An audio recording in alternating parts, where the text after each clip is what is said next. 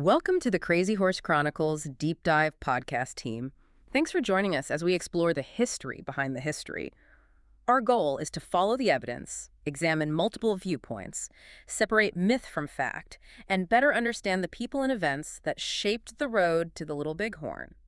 Right, and before we really get into the mud and the blood of that specific battlefield, I need to lay down some ground rules for you, the listener. Yeah, the rules of engagement for this deep dive. Exactly, because what we are doing today is historical investigation.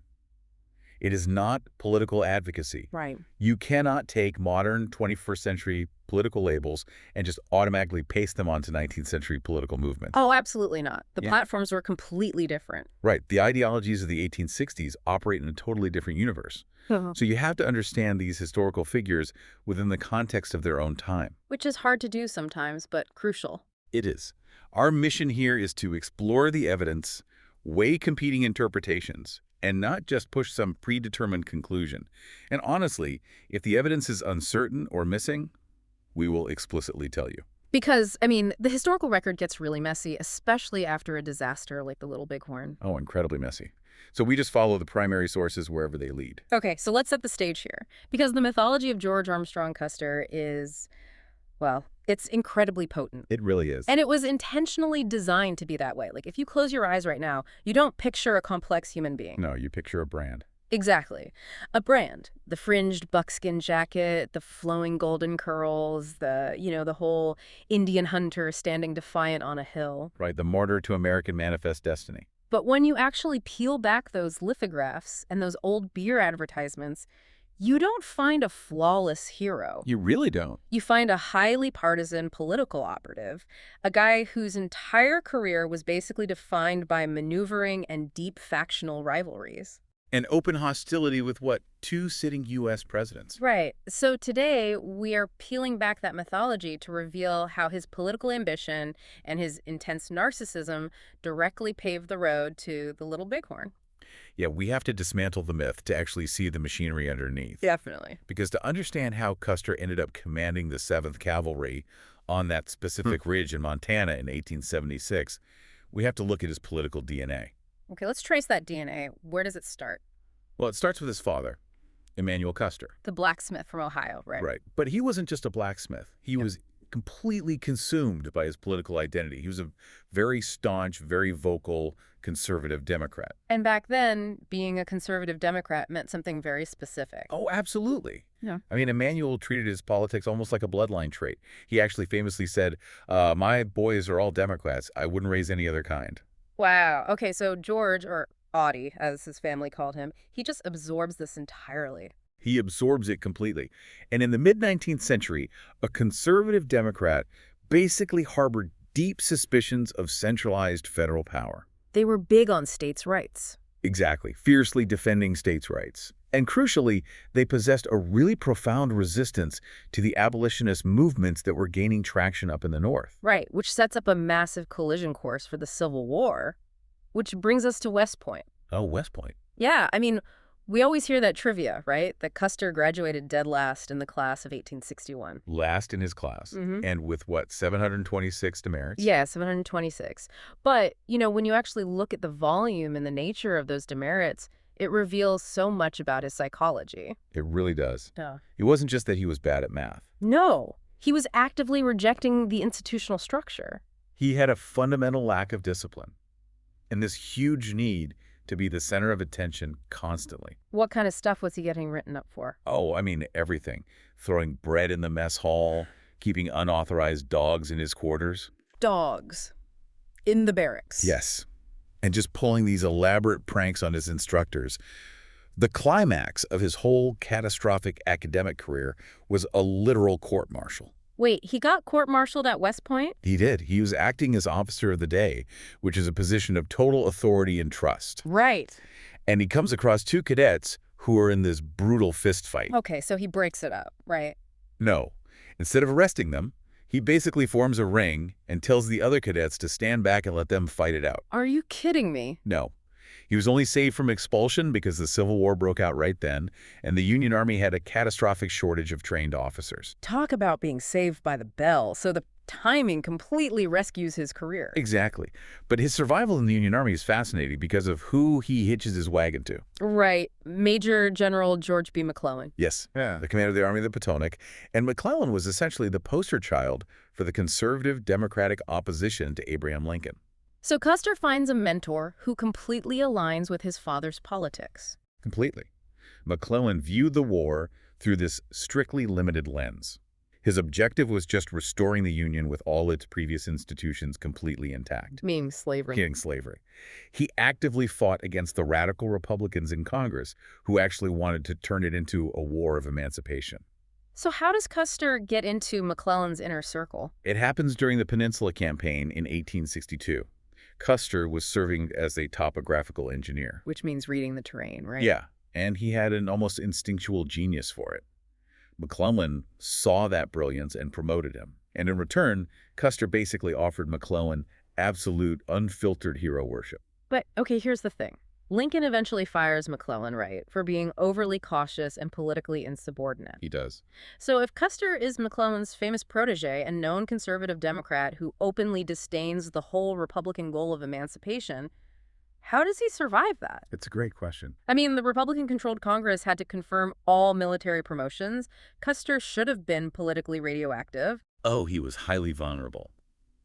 The radical Republicans controlled the Joint Committee on the Conduct of the War, and they routinely destroyed the careers of conservative Democratic officers. So how did he become a major general at 23? He survived because he outsourced his political survival to the absolute best strategist in his inner circle. Let me guess. His wife. Exactly. Elizabeth Libbie Bacon Custer. I really want to look at the mechanics of what Libbie was actually doing here, because we always hear she was this very charming, loyal wife. Yeah, charm completely undersells the tactical nature of what she was doing. Right. If we map this onto modern corporate politics, she's not just a supportive spouse. She's operating like a PR-savvy fixer or a modern political whip in Congress. Political whip is the perfect metaphor. You have to remember, she was the daughter of Judge Daniel Bacon. Who was a wealthy Whig-turned-Republican in Michigan. Yes, in Monroe, Michigan. So Libbie understood the architecture of political power from childhood. She knew how the game was played. Exactly. While George was out making headlines with these audacious cavalry charges, Libbie was moving through the parlors of Washington, D.C. Because back then, political power wasn't just on the Senate floor. No, it was brokered in drawing rooms, through the strategic exchange of calling cards and at these exclusive social receptions. So she basically infiltrates the Republican establishment. She did. She actively provided political cover for a man the establishment actually wanted to destroy.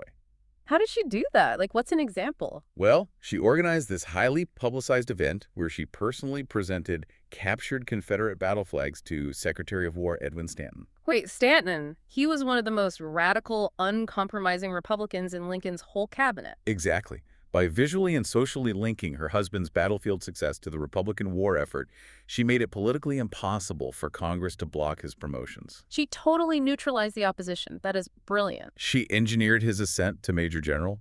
Her system worked flawlessly during the war. But then the war ends, and the post-war environment, the Reconstruction era, completely shatters that protective bubble, right? It does.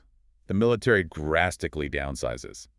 Custer reverts from a volunteer major general all the way back down to a regular Army captain. Ouch. That's a steep drop. It is. And this is where he makes a staggering political miscalculation involving Ulysses S. Grant. Okay, what happens with Grant? So Grant, who is acting as general of the Army, actually attempts to throw Custer a massive lifeline. He intends to give Custer the command of the newly formed 9th Cavalry Regiment. Oh, wow. The 9th Cavalry. For you listening, you probably know them as the legendary Buffalo Soldiers. Right. It was an elite assignment, and it came with a promotion to colonel. But it was an all-black regiment. And Custer's conservative democratic politics come roaring back. Yes. His fundamental opposition to racial equality made him categorically refuse the assignment. I mean, let's just pause on the sheer audacity of what he did here. He didn't just quietly decline the post, did he? No, he didn't. He completely bypassed Ulysses S. Grant, the commanding general of the United States Army. Just went right over his head. Exactly. He wrote directly to President Andrew Johnson to request an assignment with white troops only. That is a breathtaking violation of the chain of command. He totally humiliated Grant to align himself with Johnson. And you have to look at who Johnson was at this time. He was locked in a vicious existential war with Congress over Reconstruction. Because Johnson wanted to swiftly readmit the southern states, right? Yes, with their white supremacist power structures completely intact. He was vetoing civil rights legislation left and right and violently opposing the 14th Amendment. And Custer doesn't just quietly support this, he actually jumps on the campaign train. Literally. He joined Johnson's Swing Around the Circle tour in 1866. Oh, that tour was a disaster. An unprecedented public relations disaster. Yes. Johnson traveled the country making explicitly racist appeals to voters, begging them to reject the radical Republicans. And Custer is standing right next to him. Standing on balconies with him, as the president is getting heckled and shouted down by northern crowds, Custer was actually yelling back and arguing with the hecklers. Wait, an active-duty military officer is screaming at voters from a campaign balcony? Yes. He even served as an official delegate for Johnson supporters, organizing a convention of conservative soldiers and sailors. Okay, I have to push back here. Was this pure ideological conviction? Or was Custer just looking at the political chessboard and thinking, Johnson is the president, he can give me my stars back, I'm going to bet on him? It was a really toxic combination of both. He truly believed in the conservative platform. We see that from his actions during the occupation of Texas in 1865. What happened in Texas? Well, he consistently sided with white planters over the millions of newly freed slaves. He even turned a blind eye to the murder of an enslaved child. Oh, that's horrific. It is. And his personal black cook, Eliza Brown, she spent years trying to educate him on the realities of slavery. Did he listen to her at all? The historical record notes her efforts were to no avail. His ideology was fixed. But he also calculated that Johnson was going to win the midterms and reward him with a promotion. Well, that was a horrific bet, because the Republicans absolutely sweep the 1866 elections. They do. Johnson is eventually impeached, and Custer is left holding the bag. He totally alienated his northern fan base, and most importantly, he earned the permanent, icy enmity of Ulysses S. Grant. Exactly. Let's follow the cause and effect here. Custer realizes he is politically marooned in the East. His only option to rebuild his reputation is to go west and reinvent himself on the frontier. Right, the velvet uniforms are packed away and the fringed buckskins are ordered. Yes. He spends the late 1860s and early 1870s building this brand of the rugged plainsman, writing magazine articles, staying far away from Washington politics. But the political exile doesn't last, does it? No, because the economy collapses in the Panic of 1873. Which leads directly to a massive Democratic wave in the 1874 midterm elections. Right. Suddenly, in 1875, the Democrats control the House of Representatives for the first time since before the Civil War. And they have subpoena power, they have committee chairmanships. And they immediately start investigating the Grant administration. Which brings us to the Belknap scandal. Yes. William Belknap was Grant's Secretary of War, and he had engineered this staggeringly corrupt monopoly system out on the frontier. Right. In 1870, Belknap lobbied Congress to grant him the exclusive right to appoint traderships at military forts. Let's break down the mechanics of this extortion. Because a post trader on a frontier fort wasn't just a convenient general store. No, it was a total monopoly. The soldiers were essentially a captive market. Precisely. The soldiers were paid a really meager wage, and these post traders charged exorbitant, highly inflated prices for basic goods. And Belknap is getting a cut of this. Belknap orchestrated a system where his wives, specifically his luxury-loving first wife, worked with a New York wheeler dealer named Caleb Marsh. They would force the post traders to pay thousands of dollars in kickbacks just to keep their lucrative licenses. So it's basically a mob shakedown. Exactly. Marsh would funnel the extorted money from the frontier directly back to Belknap in Washington. Over 5 years, Belknap pocketed over $20,000 in bribes. That was a massive fortune back then. But, the extortion isn't even the worst part of this scandal. The true horror is what those government-licensed post traders were selling to the Native American tribes. Right. The post traders were allowed to sell firearms and ammunition to the Lakota and Cheyenne. Under War Department licenses. Yes. And they weren't selling junk. They were selling highly advanced, lever-action repeating rifles. Winchesters and Henrys. Exactly. And thousands of rounds of unlimited, high-quality metallic cartridges. All while the United States government was issuing its own cavalry, the Springfield Model 1873. We have to talk about the metallurgy of that rifle. Because it is the mechanical heart of the disaster at the Little Bighorn. It really is. The Springfield was a single-shot trapdoor breech loader. But the gun itself wasn't the biggest problem. The real flaw was the ammunition. Right. The government, basically trying to save money, manufactured the cartridge casings out of copper instead of brass. Which is crazy. Copper is a softer metal. It has a much lower melting point. So what happens during the sustained, rapid firing required in a major engagement? The breech of the Springfield overheats. Yes. And that copper casing would expand, it would warp, and literally weld itself to the inside of the hot chamber. So when the soldier pulled the ejector lever, the extractor would just rip the rim right off the soft copper, leaving the spent casing immovably jammed in the gun. The United States government was essentially crowdfunding its own defeat. It's tragic irony. They allowed civilian monopolies to arm hostile forces with superior repeating technology, paid for by extorting their own soldiers. And then they sent those same soldiers into battle with single-shot rifles that melted shut. And this is exactly what Custer was called to testify about in Washington in the spring of 1876. So the Democrats haul him in. The Democratic Committee, chaired by Representative Heister Clymer, subpoenas him. Now, Custer initially tried to avoid testifying because he was preparing for a massive summer campaign against Sitting Bull. Right, he wanted to be out west fighting. But once he was on the stand, he unleashed a torrent of accusations. He goes after Belknap, obviously. But then he crosses the ultimate red line. He implicates the president's own brother, Orville Grant. Yes, Custer testified that Orville Grant was deeply involved in the trading post monopolies, which, to be fair, was entirely true. Orville held partial ownership in 3 different posts, didn't he? He did, and it was secured with Ulysses S. Grant's own signature. Custer recounted this time. Orville visited Fort Abraham Lincoln and demanded an Army ambulance to go inspect his investments. And Custer told him no. Custer testified that he publicly humiliated Orville. He said he told him he would only provide the transport out of courtesy to the president, not to a corrupt trader. Okay, I want to ask you about Custer's motives here.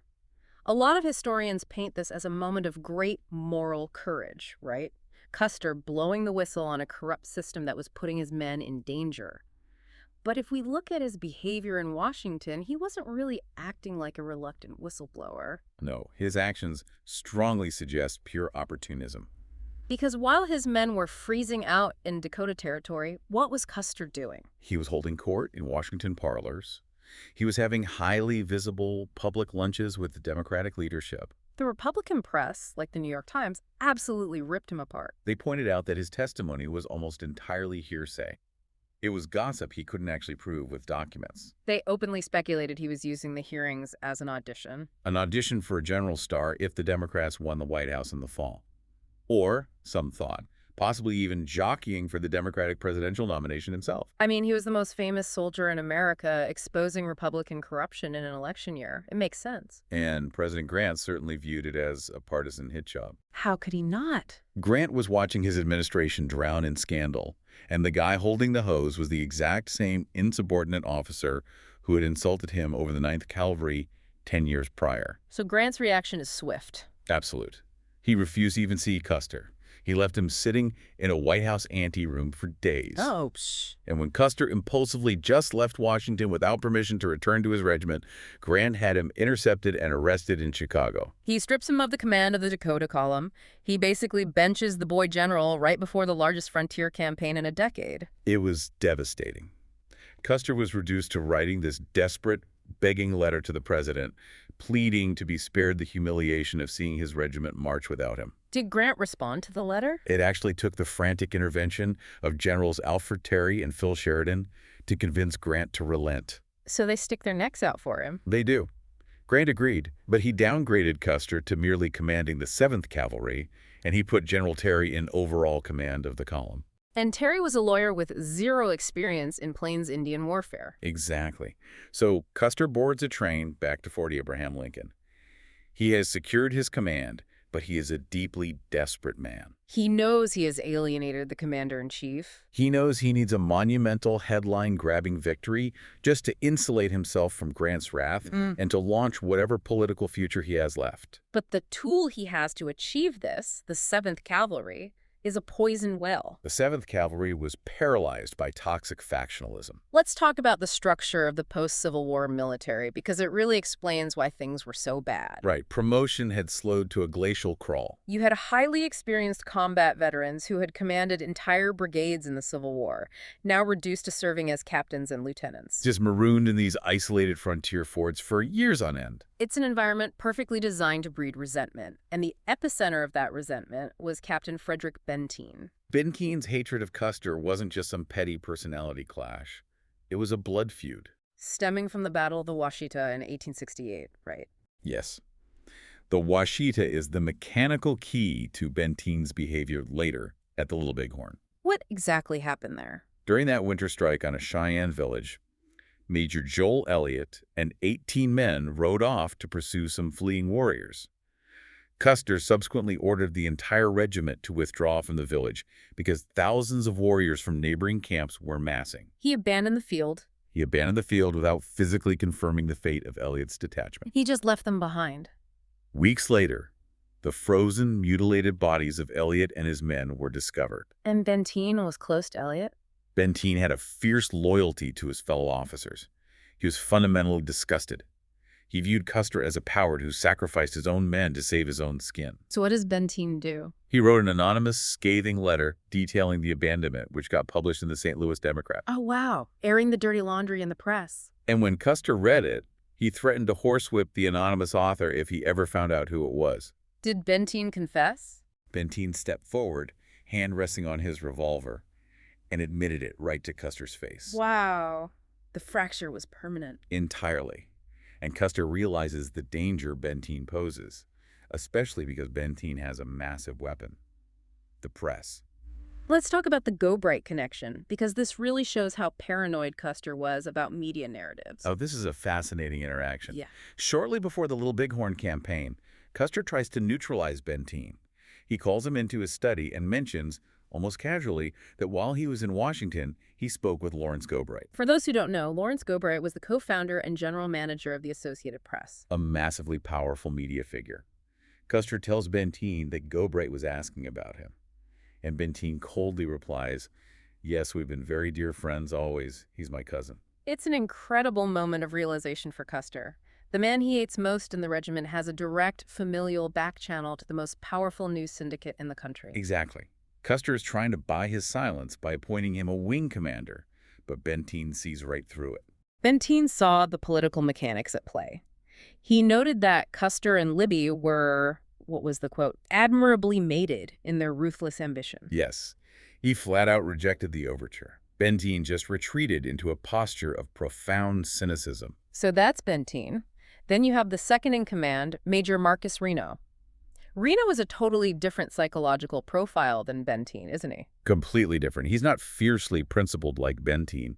He's deeply insecure. And he had a pretty undistinguished Civil War record. He did. Plus a severe drinking problem and a dark, brooding temperament. The Arikara scouts actually called him the man with a dark face. He had never even fought in a major Indian campaign before. No, and Custer actively undermined him, kept him entirely out of the loop.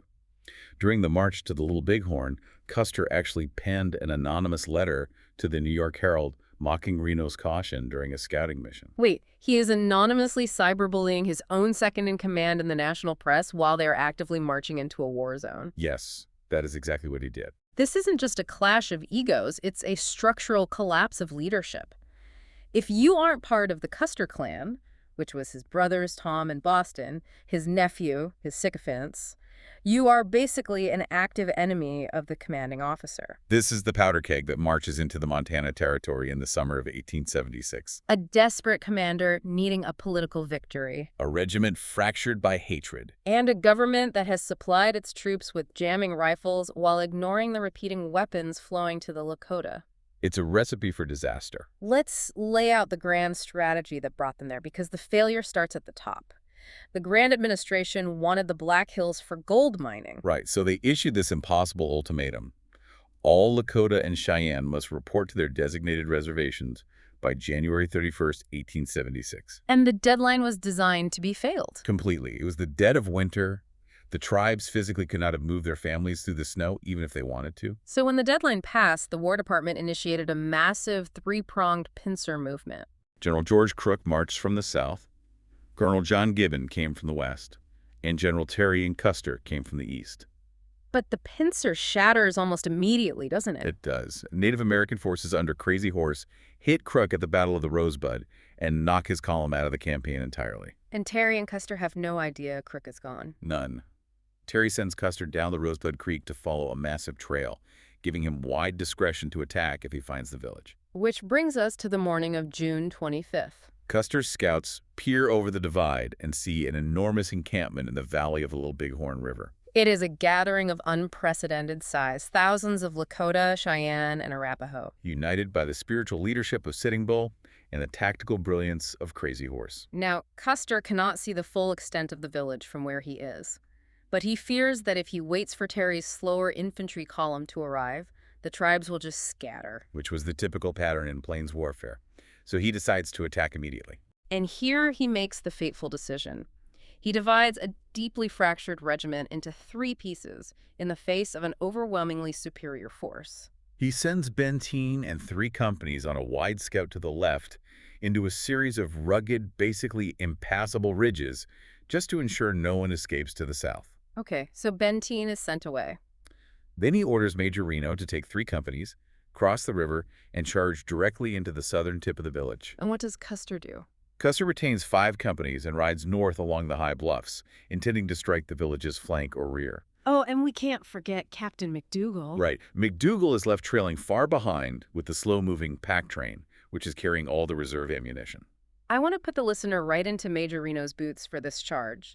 Because Reno crosses the river, he forms his men into columns and orders a gallop down the valley. He is expecting the village to panic and flee. But as the immense dust cloud parts, he realizes they aren't running. No, hundreds of heavily armed warriors are swarming out of the village, riding directly at him.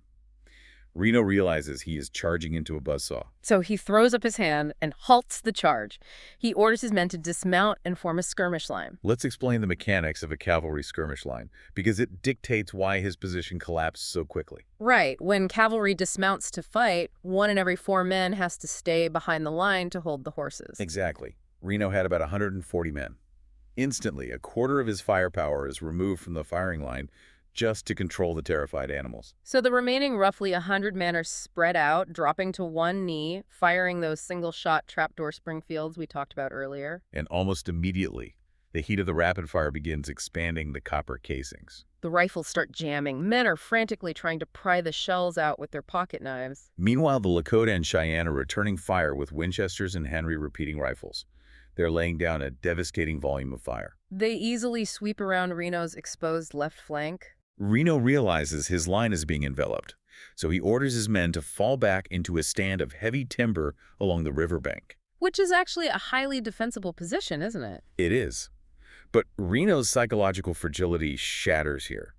He is sitting on his horse in a small clearing in the woods, and an Arikara scout standing right next to him, named Bloody Knife, is shot directly in the head. Oh, God. The impact spatters Reno's face and uniform with blood and brain matter. And he just experiences total combat paralysis. Complete panic. He yells for his men to mount their horses.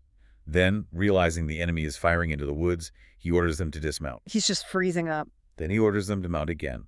Finally, without assigning any rear guard to cover the withdrawal, Reno spurs his horse and bolts for the river. It's not a tactical retreat. It is an absolute rout. It was a chaotic race for survival. The warriors rode alongside the fleeing soldiers, literally pulling them from their saddles and shooting them at point-blank range. The cavalry splashed desperately across the river and scrambled up the steep, precipitous bluffs on the opposite side. Reno lost over 30 men in that retreat alone, and he abandoned dozens more, wounded and hiding in the timber. When he finally reached the top of the bluff, he was practically incoherent. So Reno's command is completely shattered on the bluff. Now let's track Benteen, because Benteen has been marching for hours through those useless empty hills to the south. He finally gives up on his scout and returns to the main trail, and this is where the dynamic of malicious compliance kicks in. Right.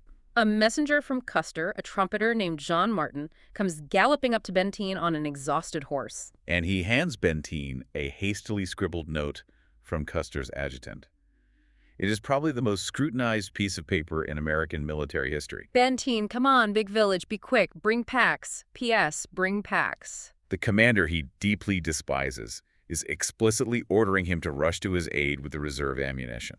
So how does Benteen react to the urgency? He pockets the order. He doesn't order a gallop. He does not order a gallop. He does not even order a fast trot.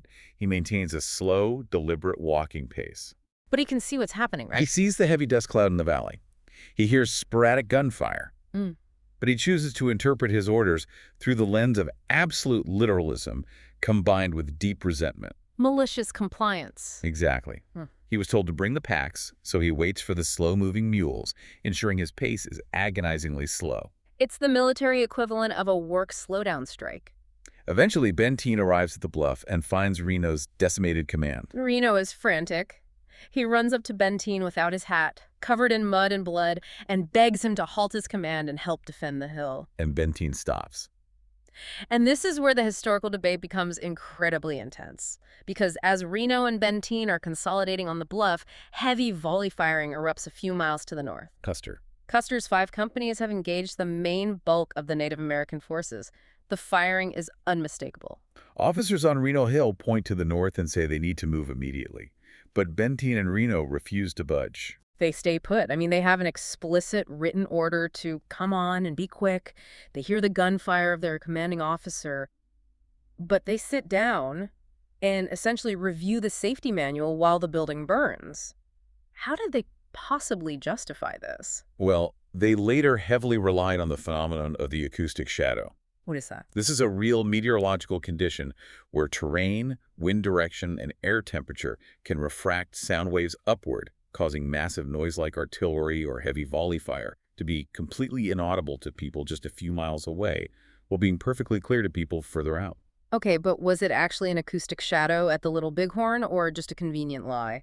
The physical evidence and eyewitness testimony overwhelmingly suggest it was a lie. Really? Multiple officers and enlisted men on Reno Hill testified in private letters and in later accounts that they heard the volleys clearly. So they knew he was in trouble. Captain Thomas Weir was so infuriated by Reno and Benteen's refusal to march to the sound of the guns that he engaged in what amounted to an open mutiny. Weir just disobeys orders and goes himself. Weir and his lieutenant, Winfield Edgerly, saddled their company and rode out toward the gunfire without permission. The sheer shame of Weir acting alone eventually forced Reno and Benteen to follow him with the rest of the command, didn't it? Yes. They moved north along the ridge to a high prominence now known as Weir Point. But the malicious compliance had eaten up too much time. Far too much time. When they looked north from Weir Point, the heavy volley firing had ceased. What did they see? They saw a massive, swirling cloud of dust, and below the dust, they saw hundreds of warriors on horseback shooting at objects on the ground. Custer and his entire command of 210 men had been utterly annihilated. The Lakota and Cheyenne then spot Reno and Benteen on Weir Point and turn their full force against them. So the surviving cavalry are driven back to their original defensive position on Reno Hill, where they endure a grueling 36-hour siege until General Terry's slow-moving infantry column finally arrives on June 27th, forcing the village to disperse. When Terry's men discover the battlefield, the scale of the disaster becomes clear. The 7th Cavalry has been decimated. Custer is dead. And instantly, the psychological imperative shifts from combat survival to institutional and personal preservation. Right, because Reno and Benteen realize they have to explain to the War Department, the press, and the American public why they survived while the nation's most famous cavalryman was slaughtered. The cover-up begins before the blood is even dry. It always does. In their initial official battle reports, Reno and Benteen severely massaged the timeline. They compressed the hours of their inaction into mere minutes. But the press, fueled by leaks from officers who were disgusted by their behavior, begins to circle. And the pressure becomes so intense that in 1879, Major Reno officially requests a military court of inquiry in Chicago to clear his name of cowardice. Let's analyze the mechanics of this court of inquiry, because it wasn't a search for the truth, was it? It was a firewall. The military wanted to protect the institution. The Army was terrified that a massive public scandal would lead Congress to slash military funding. So the court of inquiry became an orchestrated exercise in perjury. Reno and Benteen explicitly testified under oath that they heard no volley firing, invoking the acoustic shadow defense. They suppressed incredibly damning details, too. Oh, absolutely. Most notably, the fact that on the night of the 25th, Reno actually proposed abandoning the wounded men on the hill and escaping under the cover of darkness. What? He wanted to leave the wounded. A completely cowardly plan that Benteen had to forcefully veto. But none of that came out in the inquiry. The tribunal essentially nods along and exonerates Reno, stating there was nothing in his conduct which requires adverse criticism. They protected the living from the ghosts of the dead. But while the army tried to bury the controversy, the politicians and the press were just getting started. News of the Little Bighorn reached the East Coast in early July 1876, right as the United States was celebrating its centennial. The psychological shock to the nation was profound. And in a highly polarized election year, the partisan press immediately weaponized the disaster. The Democratic newspapers, like James Gordon Bennett's New York Herald, seize on the massacre as the ultimate proof of the Grant administration's corruption. They scream that the Indian Bureau's graft and the Belknap scandal directly murdered Custer. And President Grant, furious at seeing his administration blamed, breaks protocol and publicly attacks a dead hero. Which you just didn't do back then. He gives an interview to a reporter stating, "I regard Custer's massacre as a sacrifice of troops brought on by Custer himself that was wholly unnecessary." It is a brutal proxy war fought over a mass grave. You have the President of the United States on one side, the Democratic press on the other, and the military trying to hide the truth in the middle. But none of them end up controlling the historical narrative. Because the most formidable political operative in Custer's life goes back to work. Libbie Custer. She outlived George by 57 years. And she dedicated every single day of those 57 years to constructing an impenetrable fortress of myth around his memory. How does she do it? I mean, in a Victorian society that deeply marginalized women, how did she silence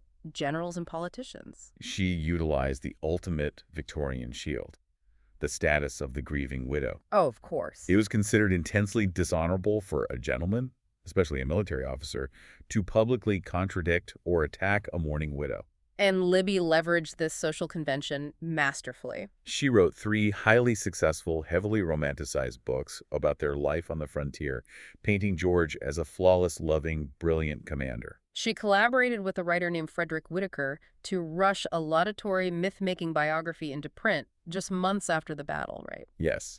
She builds the Custer cult. She commissions statues, she hits the lecture circuit, she charms politicians into preserving the battlefield. And in her narrative, all the blame is cleanly shifted onto Reno and Benteen. Reno's life was completely destroyed by the narrative Libbie and Whitaker crafted. He was painted as the ultimate villain, eventually court-martialed for unrelated conduct, dismissed from the army in disgrace, and died in obscurity. And Benteen. Benteen, recognizing he could not publicly fight Libbie without ruining his own reputation, confined his vitriol to private letters, stewing in bitterness until his death. Libbie successfully scrubbed the entire history of political graft, the staggering insubordination, the deep racism, and the tactical blunders completely clean. She won the PR war. So let's step back and look at the whole mechanism. The disaster at the Little Bighorn wasn't just a tactical failure on a Sunday afternoon in June. No, it was a failure decades in the making. It started with a father's rigid Democratic politics. That DNA made Custer a pariah to the Republicans, forcing him to rely on his wife's parlor politics to survive the Civil War. It drove him to ally with Andrew Johnson and launched an unforgivable feud with Ulysses S. Grant. It pushed him to testify about the Belknap kickbacks, exposing the corrupt system that armed the Lakota with repeating rifles while his own men carried jamming single shots. He returned to a regiment crippled by post-war stagnation and his own narcissistic feuds. And all of those gears, the jammed breech loaders, the acoustic shadows, the malicious compliance, the political desperation, finally locked together on a hill in Montana. We've spent this time dissecting the machinery of that failure, but I want to leave you with a different angle to consider regarding the aftermath. Okay, what is it? Consider the ultimate irony of Libbie Custer's 57-year crusade. By systematically silencing his critics, burying his flaws, and elevating George Armstrong Custer to the status of a flawless, mythological demigod, she inadvertently laid the trap for his ultimate historical destruction. How so? Well, when the cultural winds shifted in the late 20th century, and historians finally looked past the beer advertisements and the heroic lithographs, they didn't just find a flawed 19th century cavalryman. They found a lie. Exactly. Because Libby had fought so hard to make him a god, the modern backlash was absolute. The pendulum swung violently in the opposite direction. By refusing to let him be remembered as a complex, politically compromised, arrogant human being. She practically guaranteed that modern history would remember him almost exclusively as a one-dimensional villain. You have to wonder, if she had allowed the messy truth to stand in 1876, would history judge him more kindly today? Sometimes the X-ray machine really is broken, and the muddy waters are where the true story lies. Thanks for joining us on this deep dive into the Crazy Horse Chronicles. Keep following the evidence, and we'll see you next time.